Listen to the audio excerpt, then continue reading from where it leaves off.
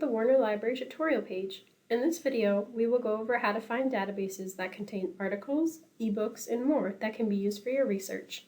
Let's get started. First, go to the databases page found here on the library's website. This is the homepage for all of the databases. You can see any recently added databases here. You can also use the tabs at the top to narrow your focus, or the search bar to locate a specific database. Let's try finding a database on nursing.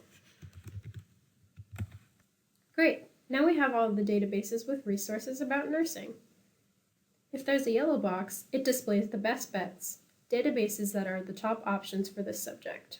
Some subjects will include an expert librarian who you can contact for further information.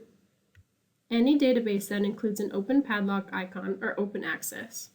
All others will require your Eastern login information. Thank you for watching this tutorial video. To see more videos, check out our YouTube channel, and don't hesitate to contact the library staff for additional assistance.